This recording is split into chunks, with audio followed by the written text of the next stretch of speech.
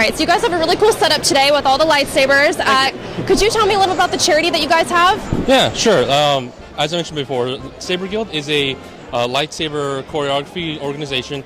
We are not for profit, and we go around doing live choreographed shows for charity. Today, what we're doing, well, for all 4 days here at Celebration, we're doing a raffle for the Make-A-Wish Foundation. So all of the proceeds, 100% of it, goes into a little red box that we got over there. And the only way it opens is by the representative that we've been in contact with for Make-A-Wish. So we don't touch any of it, well, aside from putting it back in there.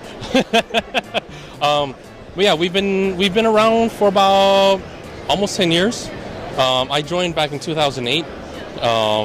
We started off with just one little temple, or that's what we call it. We like to keep it themed. And we expanded, and now we're international. We have people in Japan, Canada, Europe, South America. It's slowly been growing, and it's been great. It's been a lot of fun and a lot of work. My gosh, that sounds pretty awesome. So, for fans that want to know, what's the proper way to handle a lightsaber? Proper way to handle a lightsaber is actually similar to how you handle a sword.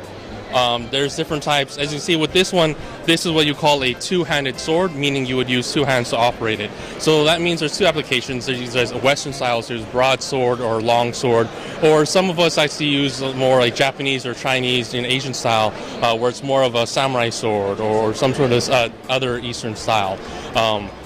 So in some ways it varies, but the same ways it's always the same. And we add in a little bit of choreography safety as well, so we don't end up injuring each other. For example, if I were to do a strike and there's somebody in front of me, I'm not going to use my full force and try and hit him right in the head. I'm going to stop just short of where I need to be, and they'll meet me at that point. So if they needed to defend themselves, I would stop right here.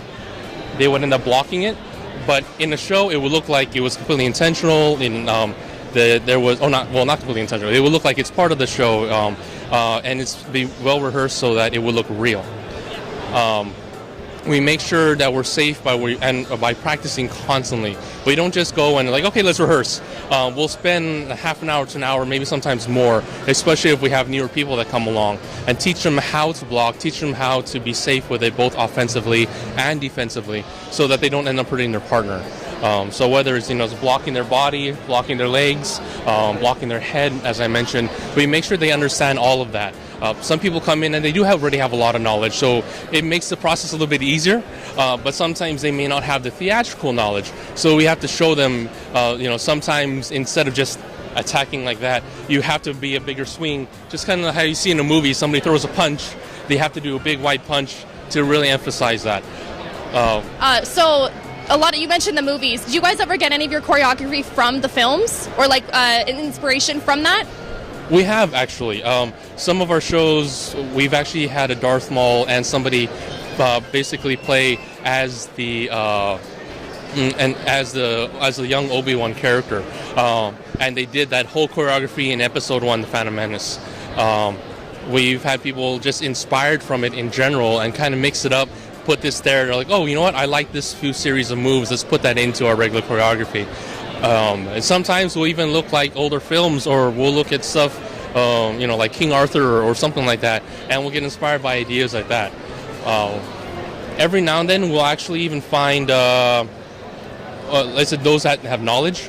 They'll find inspiration in the forms that they learn in school, in the studios or the dojos, and then obviously like to give it a little bit of theatrical or movie flair, so that it will look, as I say, more pretty.